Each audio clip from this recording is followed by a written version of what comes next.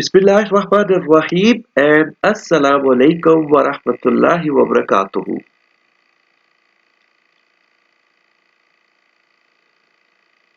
Okay, welcome to Quran class. Quran class में हम सबक नंबर 3 पढ़ रहे हैं जिसका नाम है हम आदम और ये हमारी अपनी कहानी है। और पढ़ने से पहले हमेशा की तरह सबसे पहले अल्लाह का नाम और दुआ। आपने मेरे साथ पढ़ना है, शुरू करते हैं। बिस्मिल्लाहिर्रहमानिर्रहीम। रब ज़िदनी इल्मा, ए मेरे रब मेरे इल्म में इजाफा फरमा, आमीन या रब्बल आलमीन। आज का हमारा प्रोग्राम, हमारा प्लान, इंशाअल्लाह आज हम हजरत नूह अलैहिस्सलाम की कहानी पढ़ेंगे, जिनकी कौम वो पहले लोग थे जो शिरक करने लग गए थे। शिरक हमने पीछे पढ़ा था ना कि शिरक ऐसा गुनाह है कि जो बख्शा ही नहीं जा सकता, जिसको अल्लाह ताला ने ना बख्शने का बता दिया है कि शिरक माफ नहीं हो सकता। तो हजरत नूह अलैहिस्सलाम की कौम पहले लोग थे इंसानों में जो शिरक करने लग गए थे। तो अल्लाह सुब्हानहू व तआला ने हजरत नूह अलैहिस्सलाम को वही भेजी कि इनके अपने लोगों को शिरक से रोको और इन्हें हुक्म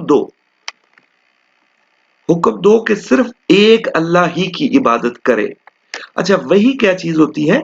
वही होता है रब की तरफ से हुक्म, जो कि फरिश्ता लेके आता है। और वही का सिलसिला जो है वो नबी पाक सल्लल्लाहु अलैहि वसल्लम के साथ खत्म हो चुका है।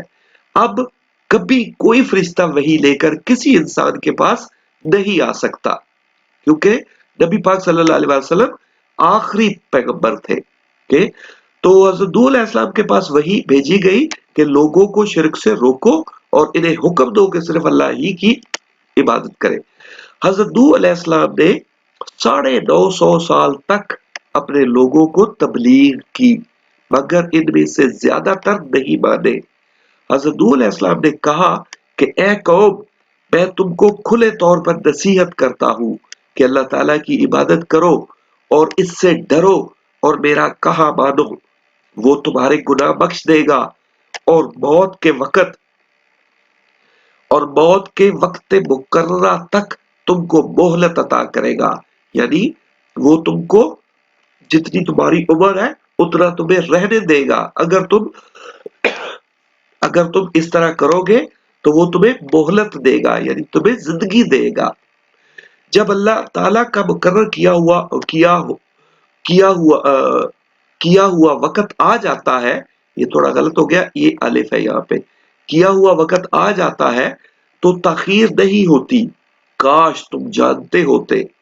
जब लोगों ने ना माना तो नूह अलैहिस्सलाम ने अल्लाह ताला से अर्ज की कि ए परवरदिगार, मैं अपनी कौम को रात दिन बुलाता रहा, लेकिन मेरे बुलाने से वो और ज्यादा गुरेज करते रहे।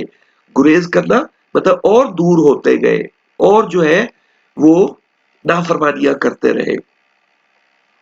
जब जब मैंने इनको बुलाया कि तौबा करें और ताकि आप इनको माफ कर दे, तो उन्होंने अपने कानों में उंगलियां दे ली, यानी उन्होंने सुनने से इनकार कर दिया और कपड़े ओढ़ लिए, यानी कपड़ों में छुप जाते थे और अड़ गए मतलब इनकार कर दिया और अकड़ बैठे, यानी आगे से अकड़ते थे, आगे से नाराज होते थे। फिर मैं उनको खुले तौर पर भी बुलाता रहा और जाहिर और पोशीदा हर तरह समझाता रहा, यानी जाहिर मतलब सबके सामने और पोशीदा मतलब अलहदगी से हर एक को अलग-अलग भी समझाता रहा कि अपने परवरदिगार से माफी मांगो कि वो अल्लाह ताला बड़ा माफ करने वाला है। तो फिर आगे हम पढ़ेंगे, पता चलेगा कि ये लोग नहीं माने। तो हज़रत नूह अलैहिस्सलाम की कहानी कुरान पाक में कई बार और मुख्तलिफ अंदाज में दोहराई गई है। हमारे आज के इस सबक का ज्यादातर हिस्सा, ये वाला जो अभी हमने पढ़ा है, ये हिस्सा सूरत नूह से लिया गया है। अब नेक्स्ट पेज पे जाते हैं और हम देखते हैं कि हम पढ़ रहे कुरान क्लास, सबक नंबर 3 है और इसका नाम है हम आदम, यानी ये हमारी अपनी कहानी है, इंसान की कहानी है। ओके, इसमें हम सूरतुल मोमिनून की 2 आयत पढ़ेंगे। पहले हम सूरत नूह से पढ़ रहे थे, अब सूरतुल मोमिनून जो कि 23 नंबर की सूरत है, इसकी आयत 26 और 27 ये हम पढ़ेंगे। ہوا کیا تھا کہ جب لوگوں نے نہیں مانا تو پھر کیا ہوا؟ قال رب انصرنی بما کذبون، یہ آیت نمبر 26 ہے سورۃ المومنون کی۔ قال رب انصرنی بما کذبون، نوح نے کہا کہ اے پروردگار انہوں نے مجھے جھٹلایا ہے، یعنی میرا انکار کیا ہے، یعنی میری بات نہیں مانی ہے، تو میری مدد فرما۔ یعنی اللہ رب العزت سے انہوں نے نصرت مانگی، نصر مانگی، مدد مانگی۔ نصرت کہتے ہیں مدد کو۔ قال رب انصرنی بما کذبون، اور کہ نوح نے کہا کہ اے پروردگار انہوں نے مجھے جھٹلایا ہے، تو میری مدد فرما۔ فَأَوْحَيْنَا إِلَيْهِ أَنِ اصْنَعِ الْفُلْكَ بِأَعْيُنِنَا وَوَحْيِنَا، پس ہم نے ان کی طرف وحی بھیجی کہ ہماری نظروں کے سامنے اور ہمارے حکم کے مطابق ایک کشتی بناؤ۔ یعنی کیا حکم دیا گیا؟ کشتی بنانے کا حکم دیا گیا کہ ہماری نظروں کے سامنے اور ہمارے حکم سے، یعنی اللہ رب العزت کے حکم سے ہی کشتی بنائی گئی تھی۔ فَإِذَا جَاءَ أَمْرُنَا، پھر جب ہمارا حکم آ پہنچے، وَفَارَتِ النُّورُ، اور تندور پانی سے بھر کر جوش مارنے لگے، فَاسْلُكْ فِيهَا مِنْ كُلِّ زَوْجَيْنِ اثْنَيْنِ وَأَهْلَكَ، تو سب قسم کے حیوانات میں جوڑا جوڑا، یعنی نر اور مادہ، دو دو کشتی میں بٹھا دو، اور اپنے گھر والوں کو بھی۔ إِلَّا مَنْ سَبَقَ عَلَيْهِ الْقَوْلُ مِنْهُمْ، سوائے ان کے سوائے یہ بھی تھوڑا سا غلط ہو گیا، یہ بڑی یہ آئے گی یہاں پہ، سوائے یہ الف آئے گا پھر بڑی یہ آئے گی، سوائے ان کے جن کی نسبت ان میں سے ہلاک ہونے کا حکم پہلے صادر ہو چکا ہے، یعنی پہلے حکم دیا جا چکا ہے جن کے بارے میں کہ یہ ڈوبیں گے، یہ مریں گے، تو ان کے سوائے سب کو لے کر کشتی میں بیٹھ جاؤ۔ وَلَا تُخَاطِبْنِي فِي الَّذِينَ ظَلَمُوا، اور ظالموں کے بارے میں ہم سے کچھ نہ کہنا، یعنی مخاطب نہ ہونا، یہاں پہ لفظ مخاطب ہے، مخاطب ہم کہتے ہیں نا کہ مخاطب ہونا، بات کرنا، تو وَلَا تُخَاطِبْنِي فِي الَّذِينَ ظَلَمُوا، اور ظالموں کے بارے میں ہم سے کچھ نہ کہنا، کوئی بات نہ کرنا۔ إِنَّهُمْ مُغْرَقُونَ، وہ ضرور ڈبو دیے جائیں گے، یعنی اللہ تعالیٰ کا حکم آ گیا کہ ان کو ڈبو دینا ہے۔ پھر کیا ہوا؟ اور نوح علیہ السلام ایک کھلے میدان میں کشتی بنانے لگ گئے، ان کی قوم کے لوگ ان کے پاس آتے اور ہنستے اور طرح طرح کے مذاق کرتے۔ حضرت نوح علیہ السلام ان کو کہتے کہ آج تم ہم پر ہنس رہے ہو، ایک دن آئے گا کہ ہم تم پر ہنسیں گے۔ نوح علیہ السلام کا ساتھ دینے والے چند ہی لوگ تھے جو کہ کمزور اور غریب تھے، جبکہ بڑے اور امیر لوگ سب لوگوں کو ورگلاتے تھے۔ ورگلانا مطلب ان کو کہتے تھے کہ نوح کی بات مت مانو، نوح کو مذاق کرو، اور ورگلانا اس کو کہتا ہے کہ کسی کو ابھارنا، کسی کام کے لیے، لڑائی کے لیے، برے مقصد کے لیے کسی کو تیار کرنا۔ تو یہ جو بڑے اور امیر لوگ تھے سب لوگوں کو ورگلاتے تھے کہ نوح کی بات مت سنو، اور کہتے تھے کہ اپنے معبودوں کو ہرگز نہ چھوڑنا، اور ود اور سوا اور یاغوس اور نصر کو کبھی ترک مت کرنا۔ یہ تھے ان کے بت، ود، سوا، یاغوس اور نصر، یہ ان کے چار بت تھے جن کے سامنے یہ سجدے کرتے تھے اور جن کو یہ شرک کرتے تھے۔ تو یہ بڑے لوگ کہتے تھے کہ ان کو مت چھوڑنا۔ بس لوگوں نے اپنے سرداروں کی بات مانی اور بتوں کو پوجتے رہے، یعنی ان چاروں کو پوجتے رہے، اور نوح علیہ السلام اور ان کے ساتھیوں کا مذاق اڑاتے رہے۔ اس کے بعد کیا ہوا؟ اس کے بعد نیکسٹ پیج پہ جائیں گے، اور یہ ہمارا پیج ہے الحمدللہ کا۔ ہم کہیں گے الحمدللہ کہ آج ہم نے حضرت نوح علیہ السلام کی کہانی پڑھی، جن کی قوم پتھر کے بتوں کو پوجنے لگ گئی تھی، تو اللہ تعالیٰ نے ان سب کو پانی میں ڈبو دیا، اور حضرت نوح علیہ السلام اور ان کے ساتھیوں کو کشتی میں بچا لیا گیا۔ سورۃ الہود یہ 11 نمبر کی سورت ہے قرآن پاک کی۔ سورۃ الہود کے چوتھے رکوع میں بتایا گیا ہے کہ جب اللہ تعالیٰ کا حکم آ پہنچا اور تندور جوش مارنے لگا تو نوح نے کہا کہ اللہ کا نام لے کر کہ اسی کے ہاتھ میں اس کشتی کا چلنا اور ٹھہرنا ہے، اس کشتی میں سوار ہو جاؤ۔ یعنی جس طرح اللہ رب العزت کا حکم تھا کہ تندور کو دیکھتے رہو، جب تندور پانی سے بھر جائے تو پھر سب کشتی میں بیٹھ جانا، اسی طریقے سے نوح علیہ السلام نے ایک دن اچانک دیکھا کہ تندور جو ہے یہ جوش مارنے لگ گیا ہے، پانی سے بھر گیا ہے، تو انہوں نے کہا اپنے ساتھیوں کو کہ اللہ کا نام لے کر اس کشتی میں بیٹھ جاؤ، اور وہ کشتی ان کو لے کر طوفان کی لہروں میں چلنے لگی۔ نہریں کیا تھی، گویا پہاڑ تھے۔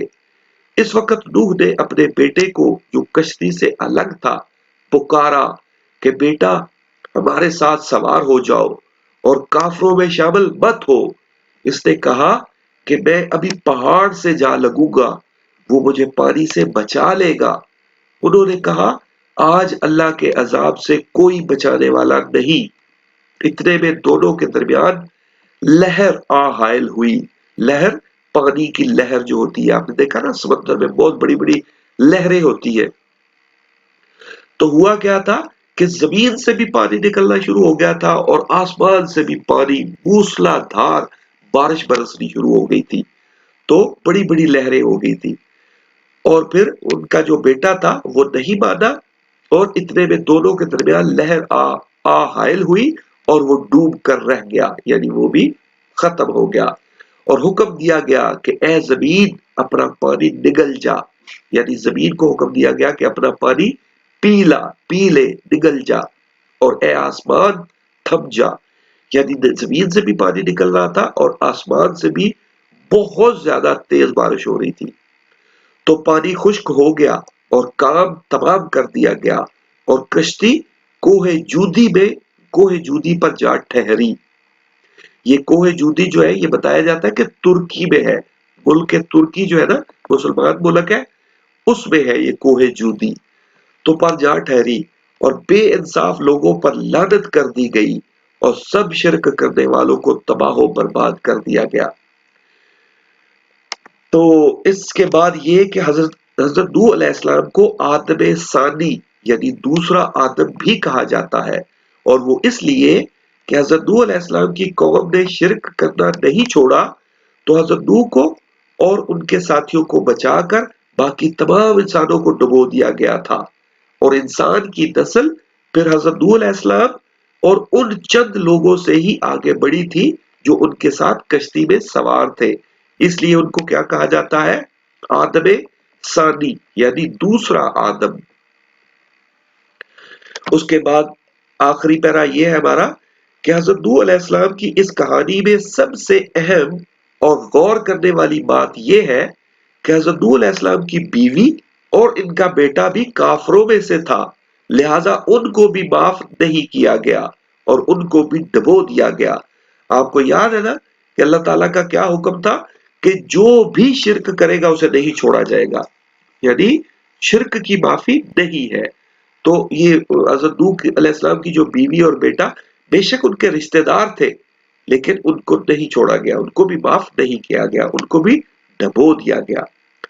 یہ انسانوں پر اللہ تعالیٰ کا پہلا عذاب تھا، یعنی اللہ تعالیٰ انسانوں پر عذاب نہیں ڈالنا چاہتے، نازل نہیں کرنا چاہتے، لیکن جب انسان نہ سمجھے تو پھر ان کو اس طرح سے عذاب سے ختم کر دیا جاتا ہے، اور یہ انسانوں پر اللہ تعالیٰ کا پہلا عذاب تھا، اور یہ ان لوگوں پر نازل کیا گیا جو شرک کرتے تھے۔ بے شک شرک ناقابل معافی جرم ہے۔ تو ہمیں سمجھ آ گئی نا کہ سب سے پہلی کہانی جو ہے یعنی حضرت آدم علیہ السلام کے بعد جو پہلی کہانی ہے وہ حضرت نوح علیہ السلام کی ہے، اور حضرت نوح علیہ السلام کی کہانی میں خاص بات یہ ہے کہ یہ لوگ شرک کرتے تھے، اس لیے ان کو ڈبو کر مار دیا گیا تھا، ان کو ختم کر دیا گیا تھا۔ تو اللہ رب العزت سے دعا ہے کہ ہمیں سمجھنے کی توفیق عطا فرمائے اور ہمیں شرک سے بچنے والا بنائے، ہمیں اور ہمارے گھر والوں کو شرک سے بچائے۔ اوکے، اب ہمارا کام کیا ہے؟ ہمیشہ کی طرح کلاس ورک آپ کا ہے 4 سوال بنانے ہیں، اور جو ہے ہوم ورک آپ کا ہے کہ 4 لوگوں تک آپ نے یہی پیغام پہنچانا ہے، یہی کہانی ان کو سنانی ہے انشاءاللہ. اوکے، ٹیک کیئر اینڈ اللہ حافظ.